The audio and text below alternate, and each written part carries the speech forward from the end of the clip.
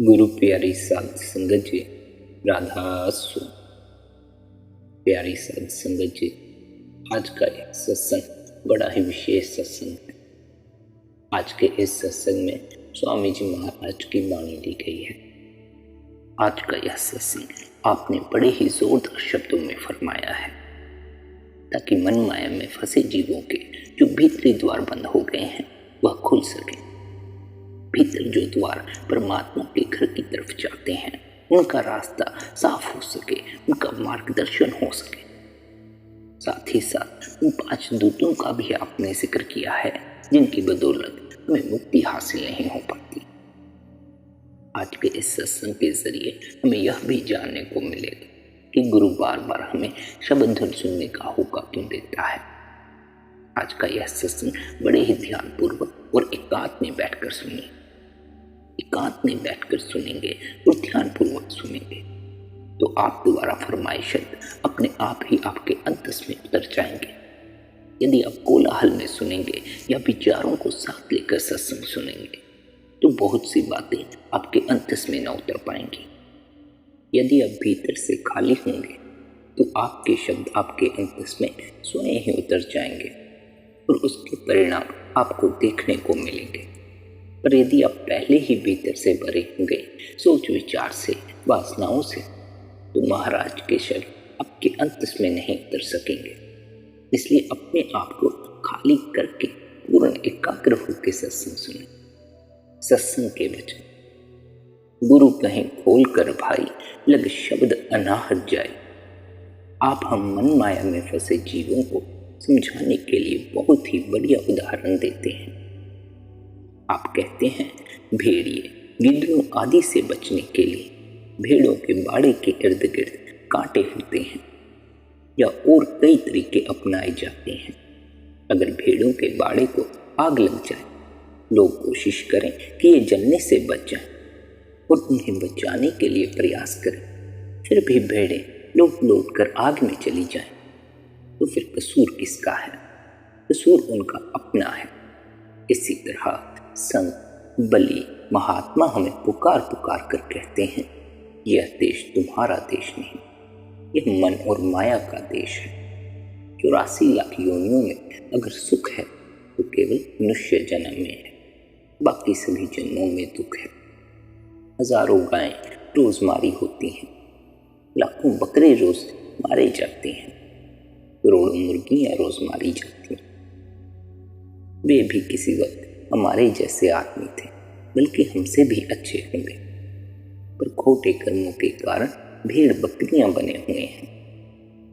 आप कहते हैं कहीं ऐसी दशा तेरी ना हो जाए, कहीं तुझे भी अपने बुरे कर्मों के कारण भेड़ बकरियां ना बनना पड़े, तुझे भी कहीं अपना गला ना कटवाना पड़े। इतने दुख में गिरने की बजाय अच्छा है तो सुख की तलाश में निकले, और यदि सुख चाहता है तो आ हमारे साथ चल, अंदर चल। यह कौम तेरी कौम नहीं, यह मजहब तेरा मजहब नहीं, यह देश तेरा देश नहीं। तेरा देश सचखंड मकामी हक है, तेरी कौम सतनाम है, तेरा मजहब सत्पुरुष है। मगर जिस तरह मोरी के कीड़े बाग की हवा को पसंद नहीं करते, इसी तरह हम भी लौट लौट कर इस गंदे देश में रहना चाहते हैं। संत तो बार बार कहते हैं कि आओ तुम्हें सचखंड ले चलें, लेकिन हम जाने को तैयार नहीं। पर हाँ, अगर कोई कहे पिक्चर देखने चले या कहीं घूमने चले या शराब खाने चले तो हम फौरन तैयार हो जाते हैं। किंतु हम संतों के साथ अपने भीतर की यात्रा पर चलने को राजी नहीं होते। जो ताकत सारी दुनिया को पैदा करती है, सारी दुनिया को पाती है, उसे शब्द कहते हैं। आप कहते हैं जब तक जीव उस शब्द से न जुड़े तब तक वह संतों के साथ चल ही नहीं सकता, क्योंकि उसे तब तक उस यात्रा पे कोई रस ही मालूम नहीं पड़ता। जो शब्द से नहीं जुड़े हैं उनको भीतर के रस का कोई पता नहीं है। उन्होंने केवल संसार के भोगों का ही स्वाद लिया है, और जब तक शब्द के रस का स्वाद न आया हो तब तक संतों के पीछे चलने को अहंकार राजी नहीं हो, तब तक गुरुओं की बात मानने को अहंकार राजी नहीं होता। इसलिए आप कहते हैं जिस किसी को भी परमात्मा से मिलाप करना हो, जिस किसी को भी अपने भीतर छिपे खजाने को खोजना हो, जिस किसी को भी अपने भीतर के उस रस को चखना हो जिसे चखने के बाद कोई दुख नहीं रहता, उसे शब्द से जुड़ना चाहिए। और साथ ही शब्द के बारे में समझाते हुए फरमाते हैं शब्द दो किस्म का है, एक वर्णात्मक और दूसरा ध्वन्यात्मक। जो लिखा जाए, पढ़ा जाए, बोला जाए, चाहे वह किसी भी भाषा का हो, वह वर्णात्मक है। यह चार किस्म का है, परा, पश्यन्ति, मध्यमा और वैखरी। पहला वह जो मन की सूक्ष्म वृत्ति के जरिए योगी जन नाभि में हिलोरे उठाते हैं। दूसरा वह जो मन के जरिए हृदय में बोला जाता है। तीसरा वह जो मन के जरिए कंठ में धीरे धीरे बोला जाता है। और चौथा वह जो जुबान से बोला जाता है। ये चारों किस्म के शब्द वर्णात्मक शब्द हैं। लेकिन जिस शब्द की महिमा गुरु नानक साहिब, कबीर साहिब, स्वामी जी महाराज, कई और कामिल फकीर और इस्लाम धर्म को मानने वाले करते हैं, वह इन चारों से परे है। वह सारी दुनिया को पैदा करता है। वह सबकी जानों की जान है। वह हिंदुओं, मुसलमानों और दूसरे धर्मों सबके अंदर है। लेकिन आंखों के पीछे पर्दा लगा हुआ है। यह सारी उम्र बाहर ही बाहर रहा, न पर्दा खोला न अंदर गिरा। इसी कारण जीव की सुर्त शब्द के साथ न जुड़ी और उसकी मुक्ति न हो सकी। जो संतों की राह है वह सभी के लिए एक है। चाहे हिंदू होकर अंदर जाओ, मुसलमान होकर अंदर जाओ या ईसाई होकर अंदर जाओ, लेकिन राह एक ही है, अपने भीतर से मिलेगा। बाहर से कभी परमात्मा नहीं मिलता। वह कब मिलता है? जब हम अपनी आत्मा को तन और मन से ऊपर ले जाएं। जब तक हमारी ऊर्जा नीचे की तरफ प्रवाहित होती है, हम संसार में ही अटके रहते हैं। जब हमारी ऊर्जा ऊपर की तरफ प्रवाहित होनी शुरू होती है, तब हम परमात्मा की तरफ बढ़ना शुरू करते हैं। जब हमारी ऊर्जा नीचे की तरफ बहती है, तो वह 9 द्वारों के जरिए संसार में फैलती है। हमारे 9 दरवाजे हैं, 2 आंखें, 2 कान, 2 नाक के सुराख, मुंह वगैरह। 9 दरवाजे छोड़कर 10वें में जाओ। वहाँ जो शब्द है वह ध्वन्यात्मक है। वह ध्वन्यात्मक यानी लिखने, पढ़ने, बोलने में आने वाला नहीं है। जब हम किसी महात्मा से राह लेकर अंदर चढ़े, तो आत्मा पहली बार उस शब्द को महसूस करती है। आप कहते हैं शब्द ने धरती बनाई है, शब्द ने ही आकाश बनाया है। जो कुछ बना है शब्द ने बनाया है, बल्कि यह प्रकाश भी उसी का है। सब कुछ उसके आश्रय है। अब सवाल पैदा होता है, शब्द है कहाँ? शब्द हम सभी के अंदर है। इस सृष्टि में जो कोई भी पैदा होता है, शब्द उस सभी के भीतर है, क्योंकि शब्द ही जीवन है। यदि शब्द मौजूद ना रहे तो जीवन भी मौजूद नहीं रहेगा। इस धरती पर जो भी पैदा होता है, हर किसी के भीतर शब्द है। चोरों, ठगों, बदमाशों के भी भीतर शब्द है। ऐसा नहीं कि केवल पुण्य आत्माओं के भीतर ही शब्द बसा हुआ है। और ऐसा भी नहीं है कि कोई विरला ही उस शब्द से जुड़ सकता है। जो बाहर बैठे हुए हैं, अपने शरीर के बाहर भटक रहे हैं, 9 दरवाजों के जरिए संसार में फैल रहे हैं, केवल उन्हें ही शब्द का कोई बोध नहीं है, क्योंकि वे बाहर भटक रहे हैं। जो कोई भी अपने भीतर उतरना शुरू होता है, वह उस शब्द तक पहुंच ही जाता है। उसे उस शब्द की लज्जत आ ही जाती है। कोई जीवात्मा तो बगैर गुरु के ही शब्द से जुड़ जाती है, किंतु भीतर की जो यात्रा है, उस यात्रा पर भी कुछ खतरे हैं।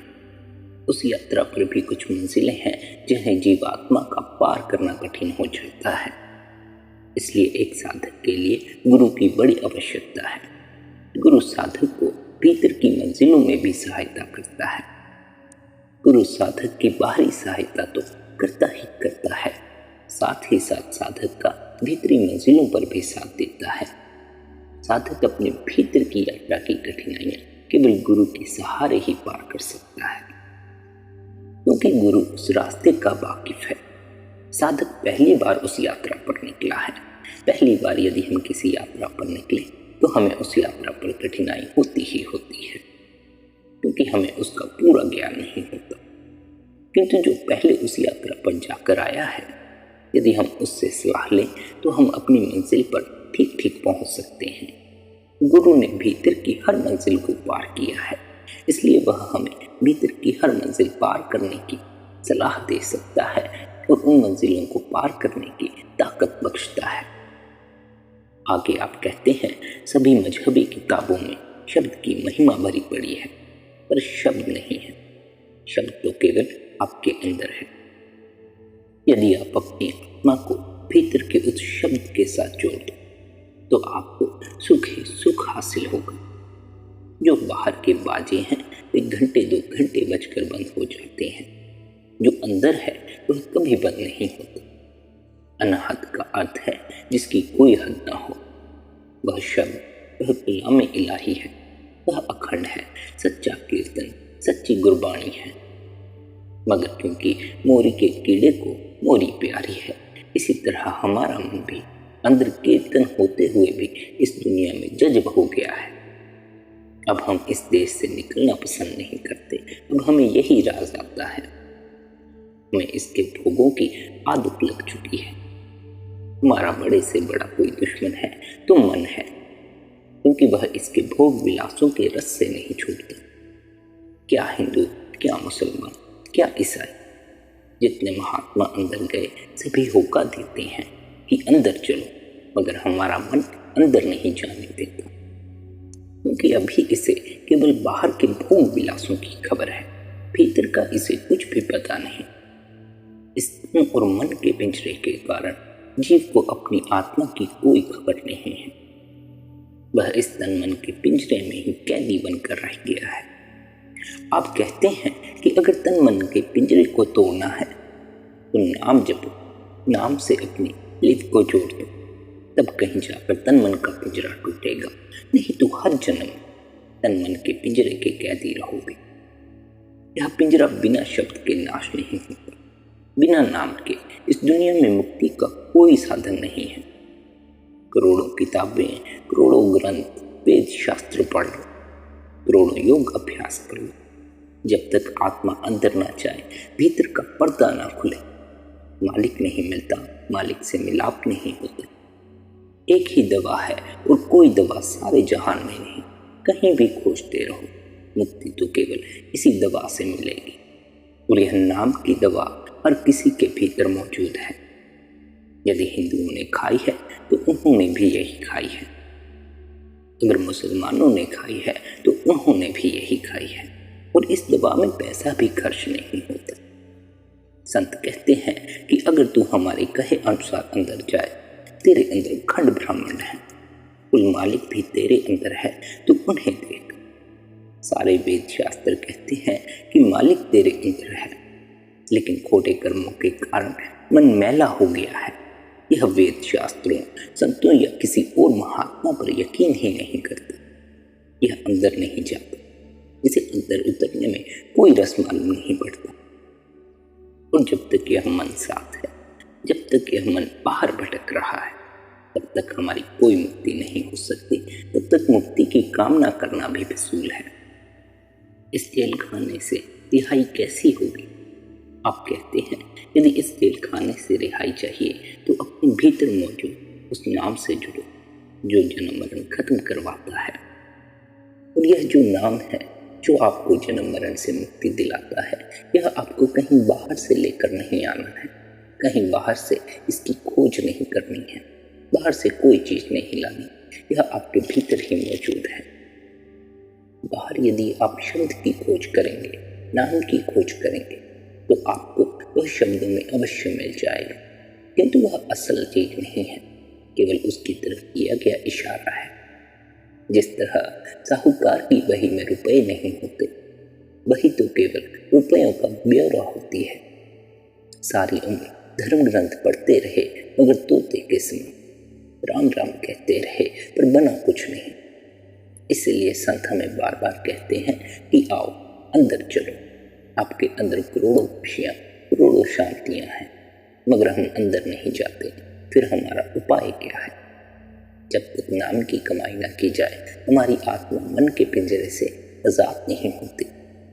इसलिए उपाय एक ही है कि हम नाम की कमाई करें, शब्द की कमाई करें, शब्द से अपने लिप को जोड़ें। यह जो शरीर है, हमारी आत्मा इसमें रहती है। यह हमेशा रहने की जगह नहीं, यह किराए का मकान है। आप कहते हैं यह मकान तुझसे छीन लिया जाएगा। सब इसे छोड़ देते हैं, हमें भी छोड़ देना है। इस घर से होकर उस घर में चले जाना हमारा फर्ज है। यानी इस शरीर के जरिए हम अपने सच्चे घर सचखंड में प्रवेश पा सकते हैं, अपने भीतर उतर। किंतु हम बाहर ही बाहर भटकते रहते हैं, अपने भीतर नहीं उतरते, अपने सच्चे घर सचखंड की तरफ आंख तक करके नहीं देखते। बाहर जो 2-2 मंजिला मकान हमने खड़े कर लिए हैं, उन्हीं को अपना असल घर माने बैठे हैं। यह जो 2 मंजिला मकान है, इसमें अगर रह भी सके तो मुश्किल से मुश्किल वृद्ध अवस्था तक रह सकोगे। और केवल ऐसा नहीं है कि 2 मंजिला मकान ही, एक कमरा भी यदि आपके पास है तो उसमें भी आप मुश्किल से मुश्किल वृद्ध अवस्था तक ही रह सकते हो। मुश्किल से मुश्किल किस लिए? क्योंकि बहुत सी जीवात्माएं तो दुर्घटना के कारण जवानी में ही अपनी देह खो बैठती हैं। अपने होश को थोड़ा जगाओ, यह घर रहने वाला नहीं है। अगर इस घर को छोड़कर उस घर में चले जाओ जो कि हमारा सच्चा घर है, तो हमेशा के लिए सुखी हो जाओ। वह लफानी है, वहां पहुंचकर फिर न आना है न जाना है। किंतु बड़े अफसोस की बात है, हमें अपने असल घर का कोई पता नहीं, जबकि वहां से हमें बार बार बुलाने के लिए 5 नोकते, 5 कलामें, 5 शब्द हमारे अंदर हो रहे हैं। उस धुन के सहारे हम अपना भीतर का सफर तय कर सकते हैं, अपने सच्चे घर सचखंड में प्रवेश कर सकते हैं। पर हम उस शब्द की ओर जरा भी गौर नहीं करते। हमारे कानों को केवल बाहर की आवाजों का ही पता है। अभी तक हमारे कानों को भीतर हो रहे उस शब्द का कोई पता नहीं। पर यदि कोई साधक अपने आप को भीतर की तरफ मोड़ ले और अपनी आत्मा को उन कलामों, उन 5 शब्दों के साथ जोड़ दे, तो आत्मा उस मालिक में मिलाप कर जाती है, उस मालिक में समा जाती है। यह जो 5 शब्दों का भेद है, यही 5 शब्दों का भेद शम्स तबरेज़, मौलाना रूम, मदन दास, गरीबदास, ख्वाजा हाफिज का था। अन्य मुसलमान फकीर जो भी मालिक से मिले हैं, 5 शब्द के जरिए मिले हैं। आप कहते हैं यदि तू शब्द की लज्जत लेगा तो 5 दूत काम, क्रोध, लोभ, मोह और अहंकार काबू में आ जाएंगे, और जो काल की सीमा है तो उससे पार हो जाएगा। बगैर शब्द की लज्जत के हम चाहे इन 5 दूतों को काबू करने के लिए कुछ भी करते रहें, कोई फायदा नहीं होता। ना तो हमारा काम काबू में आता है, ना हमारा क्रोध काबू में आता है, ना हमारा लोभ काबू में आता है, और ना ही हमारा अहंकार काबू में आता है। ये पांचों के पांचों दूत हमें अपने जाल में फंसाए रखते हैं। केवल शब्द की लज्जत से ही हम इनके कैद खाने से मुक्त होते हैं। केवल तभी काम, क्रोध, लोभ, मोह और अहंकार काबू में आते हैं। तो बड़े मजे की बात है कि हम इन 5 दूतों को काबू करने के लिए बाहर ही बाहर भटकते रहते हैं, अनेक उपाय खोजते हैं और अनेक उपाय करते भी हैं, पर बनता कुछ नहीं। यदि हम अपने भीतर छिपे 5 शब्द को खोज लें तो ये 5 दूत अपने आप ही काबू आ जाते हैं। फिर कोई उपाय करने की आवश्यकता नहीं, फिर बाहर कहीं भटकने की कोई आवश्यकता नहीं। इतना सरल सा उपाय है और हमारे अपने हाथ में है, किंतु फिर भी हम इतने सरल से उपाय को नहीं खोज पाते। कारण यह कि यदि कठिन को करना हो तो अहंकार हिम्मत दिखता है, लेकिन यदि सरल को करना हो तो अहंकार को जरा भी मजा नहीं आता। इसीलिए संतों ने कहा है कि ध्यान की विधि सरल से सरल विधि है, परंतु अहंकार के कारण वह कठिन से कठिन मालूम पड़ती है। आगे आप समझाते हैं कि यह जो 5 शब्द हैं, ये जो 5 नुक्ते हैं, यह कब शुरू होती हैं। आप कहते हैं जब तू यहाँ दोनों आंखों तक जाएगा, वहां पहली नौबत शुरू हो गई। सचखंड तक पांचों पूर्ण हो जाएंगी। उस खुदा ने आंखों के पीछे पर्दा लगाकर हमें बाहर निकाल दिया है। फिर अब वह जो पर्दा है उसे कैसे हटाया जाए, वह जो दरवाजा है उसे कैसे खोला जाए। कहते हैं उस दरवाजे को मालिक अपने आप खोलता है। वह आदमी का चोला पहनकर उपदेश देकर दरवाजा खोलता है। वह संत महात्माओं के भेष में आकर जीवों को उपदेश देता है। तेरे अंदर 5 शब्द बज रहे हैं, बाहर तलाश न कर, अंदर जा पर्दा खोल। यह दुनिया हमारा घर नहीं, यह तो सारा मन माया का देश है। हमारा घर सचखंड सतनाम है। हम उस समुद्र की बूंद हैं। इस वजूद में अभ्यास करके वहां पहुंच जाना हमारा असल उद्देश्य है। वह न प्रलय में डहता है न महाप्रलय में डहता है, इसलिए उसका नाम सतनाम है। आसान से आसान रास्ता है। न कामकाज का हर्ज होता है, न कौम का हर्ज होता है, न मजहब का हर्ज होता है। नाम में कशिश है, लज्जत है। अगर आप अपनी आत्मा को उसके साथ जोड़ दो तो वह खुद ब खुद खींच लेगा और आपको वहां ले जाएगा जो आपका असली घर है। और किसी भी साधन की कोई आवश्यकता नहीं, केवल अपनी आत्मा को शब्द के साथ जोड़ दो। बहुत से जीव सोचते हैं यदि हम अपनी सोच को शब्द के साथ जोड़ने में लग गए तो हमारा काम काज छूट जाएगा, हमारे रिश्ते नाते छूट जाएंगे। नहीं, ऐसा कुछ भी नहीं होता। बल्कि जब हम शब्द के साथ जुड़ जाते हैं तो हमारा काम काज और भी संवर जाता है, हमारे रिश्ते और भी बेहतर हो जाते हैं, क्योंकि फिर हम उस मालिक के बिल्कुल नजदीक बैठे हुए होते हैं। हम हर पल भीतर से उस मालिक के साथ जुड़े हुए होते हैं। जो कोई भी उस मालिक के नजदीक से नजदीक है, उसके जीवन में सुख की वर्षा ही होती है। फिर उसे दुख के बादल नहीं घेरते, उसका जीवन आनंद से भर जाता है। आप कहते हैं यदि 10वां द्वार खोलोगे, अंदर प्यारी से प्यारी राखनी, प्यारे से प्यारा शब्द हो रहा है। घट का अर्थ होता है घड़ा। यह जो हमारा सिर है यह उल्टा घड़ा है। जब ऊपर जाओ, शब्द धुनकारे दे रहा है, उसे सुनो। जितनी भाषाएं हैं सब नाशवान हैं। यह जो हम और आप बोलते हैं यह भी फना है, लेकिन वह लफानी है, कभी फना नहीं होता, कभी बंद भी नहीं होता, हर वक्त चलता ही रहता है। उसे आकाशवाणी, कलाम इलाही और नाद कहते हैं। वह कोई लफ्ज़ नहीं है। वो दरवाजे खाली करके अंदर चढ़कर 10वीं गली में से होकर 10वें द्वार यानी प्रारंभ में जाओ, तब वह सुनाई देता है। फिर आपको पता लगेगा कि आप कौन हो, आपका मालिक कौन हो। मतलब कि आपको जन्मों जन्मों की खबर हो जाएगी। किंतु यह जन्मों जन्मों की खबर बगैर शब्द के साथ जुड़े नहीं होती। वह शब्द हर एक आदमी के अंदर है, पर उस शब्द से कोई बिरला ही जुड़ पाता है। यदि हर कोई उस शब्द से जुड़ सकता तो यह संसार हाय तौबा नहीं मचाता। यहाँ तो आए दिन कोई ना कोई दुख क्लेश बना रहता है। धर्मों के नाम पर जंगें छिड़ जाती हैं। बड़ी अजीब बात है कि बड़ों के झगड़ों में छोटे बच्चों का भी लहू बहता है। इन मासूमों को ना तो धर्म का बोध है न संसार का बोध है। केवल अपनी मस्ती में जीते हैं, लेकिन उन्हें भी हमलों के शिकार होना पड़ता है। ऐसे हालातों से पता लगाया जा सकता है कि कितनी जीवात्माएं शब्द से जुड़ी हुई हैं। शब्द से जुड़ी हुई जीवात्मा निर्मल और प्रेम से भरी होती है। उसके भीतर किसी को भी हानि पहुंचाने का कोई भाव नहीं होता, क्योंकि हानि हम दूसरे को पहुंचा सकते हैं तब तक जब तक हमें दूसरे में परमात्मा नजर नहीं आता। किंतु शब्द से जुड़ी जीवात्मा को हर किसी में परमात्मा नजर आता है। शब्द से जुड़ी जीवात्मा यदि कहे कि कण कण में परमात्मा है तो बात सत्य है। किंतु यदि शब्द से विमुख जीव कहे कि कण कण में परमात्मा है तो वह सरासर झूठ कह रहा है। जिसकी वृत्ति संसार में फैली हुई है वह शब्द से नहीं जुड़ सकता। यदि किसी को शब्द से जुड़ना हो, शब्द की धुनकारें सुननी हो, तो उसे 10वीं गली खोलकर अंदर रूह को ले जाना चाहिए। वह 5 शब्द धुनकारे देते मिलेंगे। वह 5 शब्दों को सुन सकता है। वह सीधी सड़क है, पूछने की भी जरूरत नहीं। जिस तरह हम कहीं अंधेरी रात के समय उजाड़ जंगल में रास्ता भूल गए हैं तो हम क्या करते हैं?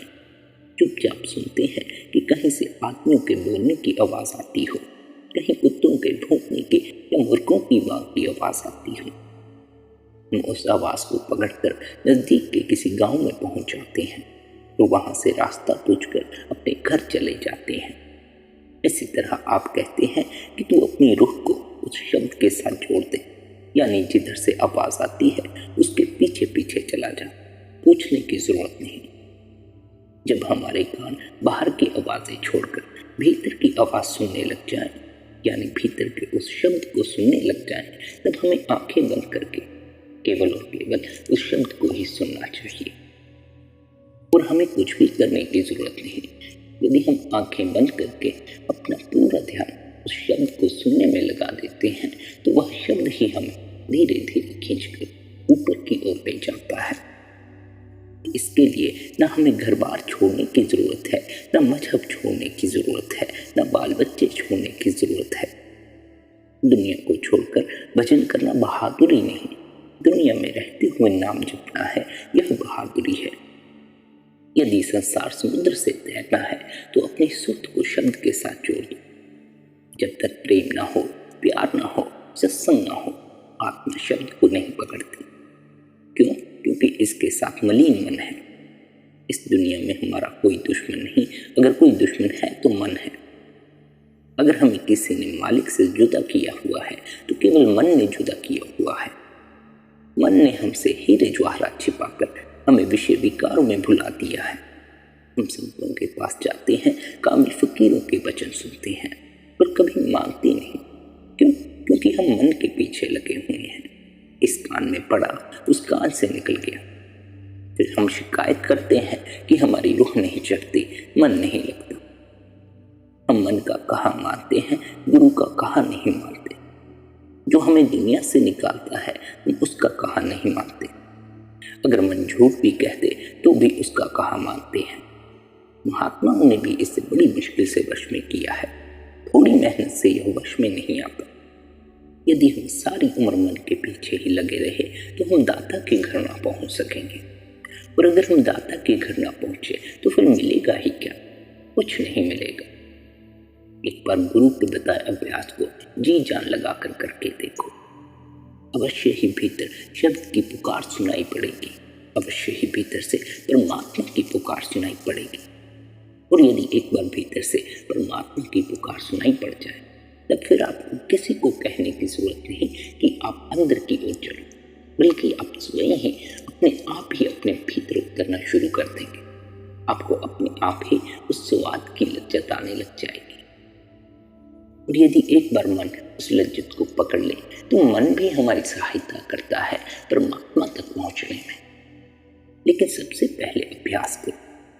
अभ्यास करके जब आप अंदर जाओ, सदगुरु को प्रत्यक्ष करो। 9 दरवाजे छोड़कर जीते जी मरो। वह तो दोनों हाथों में लिए खड़ा है। परमात्मा आपको अपने पास बुलाने को तैयार बैठा है, केवल आप जीते जी मरने को तैयार नहीं। संत महात्मा हमें जीते जी मरने की कला सिखाते हैं, लेकिन हम मरने से पहले ही इतना डरते हैं कि हम जीते जी भी मरना स्वीकार नहीं करते। यदि कोई हमसे मरने की बात कहे तो हम तुरंत ही अपना मुंह फेर लेते हैं, पर संत हमें कोई मरने की बात नहीं कहते, वह हमें जीते जी मरने की बात कहते हैं। वह हमें अपने अहंकार को मारने की बात करते हैं। संत तो हमें वह मौत मरने के लिए कहते हैं जिसे मरने के बाद हमें पता चलता है कि हम शरीर नहीं हैं, हम आत्मा हैं। और आत्मा कभी नहीं मरती, पर हमें केवल शरीर का बोध है। पर हम मन को ही अपना दीनी मान माने बैठे हैं। मन हमारे शरीर के जरिए हमें इस भ्रम में डाले हुए है कि हम शरीर हैं। कारण यह कि मन मैला है, मन बेईमान है, फिलहाल हमारा दुश्मन बने बैठा है, क्योंकि हमें अपने भीतर उतरने का कोई अनुभव नहीं है। यदि हमें भीतर उतरने का अनुभव हो तो मन हमारा साथी है। यदि हम बाहर ही बाहर भटकते हैं तो मन हमारा दुश्मन है, और हम इस दुश्मन के साथ प्यार किए बैठे हैं। जो दुश्मन के साथ प्यार करे वह सुखी कब हो सकता है? वह तो दुख में ही घिरा रहेगा। मन को वश में करने की अगर कोई दवा है तो केवल नाम की दवा है, शब्द की दवा है। चाहे दुनिया की करोड़ों लज्जतें दे दो, मन काबू में नहीं है। मन लज्जत का आशिक है, इसके अंदर अमृत बरसता है। किंतु कब, जब यह शब्द से जुड़ता है। यदि यह शब्द से ना जुड़े, बाहर ही बाहर भटके, तो अमृत की एक बूंद तक नहीं टपकती। जो मन का आहा मानते हैं, मन के कहे बाहर भटकते हैं। सारा जहां मन के अधीन है। मन जबरदस्ती उनसे अपना हुक्म मनवा लेता है। मन बड़े बड़े महात्माओं को गिरा देता है। फिर मन बुरे कर्म करवा लेता है, पाप करवा लेता है। स्वामी जी महाराज कहते हैं कि यदि मन को भटकने से रोकना है, मन को बुरे कर्मों की ओर ले जाने से रोकना है, मन को मालिक की दरगाह में पहुंचाना है, तो सभी उपाय छोड़कर आत्मा को शब्द के साथ जोड़ दो। जब आत्मा और मन को अंदर रोककर कमाई करोगे तो पर्दा खुल जाएगा। आत्मा को शब्द के साथ जोड़ दो, यह सब कमाइयों की कमाई है। फिर कोई कमाई करने की जरूरत नहीं, कोई और उपाय करने की जरूरत नहीं। फिर मालिक से मिलाप सहज ही हो जाता है। हर रोज मालिक का भजन करो ताकि हमारे लिए हर पल मालिक से जुड़ी रहे। लेकिन अगर भजन भी दिल पर बोझ लेकर करो तो फिर कोई फायदा नहीं। तब फिर अगर चाहोगे तब भी अपने भीतर ना उतर सकोगे। प्रेम, प्यार और खुशी के साथ अंदर जाना चाहिए। अगर फर्ज ही पूरा करते हैं तो कोई फायदा नहीं। और साथ ही यदि किसी अभ्यासी को, किसी साधक को गुरु द्वारा शब्द का अभ्यास मिल गया हो तो उसे आलस्य भी नहीं करना चाहिए। उसे निरंतर अभ्यास करना चाहिए। जो कहते हैं मन नहीं मानता, मन माने या ना माने, उनको चाहिए कि वे बैठे। जब तक वे बैठेंगे नहीं, मन लगेगा भी नहीं, मन भटकता ही रहेगा। जब तक वे मन के साथ लड़ाई करके इसको भीतर शब्द के साथ नहीं जोड़ते, तब तक कोई फायदा नहीं, तब तक सुख हासिल नहीं हो सकता। तब तक दुख ही दुख है और तब तक दुख से बचने का कोई उपाय नहीं। फिर चाहे संतों के पास चले जाओ, तीर्थों पर चले जाओ, धर्म ग्रंथ पढ़ते रहो, कोई आनंद की पुलक ना फूटेगी, कोई आनंद का झरना भीतर ना फूटेगा। सुर्त को शब्द के साथ जोड़ने के बाद ही भीतर आनंद का झरना फूटता है। केवल और केवल यही एक मार्ग है जो परमात्मा के घर तक जाता है, यानी हमारे सच्चे घर सचखंड तक जाता है। शब्द ही हमें सचखंड तक पहुंचाता है, इसलिए अपनी सुर्त को शब्द के साथ जोड़ने का प्रयास करें। यही कारण है कि बार बार संत गुरुओं ने हमें अपनी सुर्त को शब्द के साथ जोड़ने का होका दिया है। राधा स्वामी जी।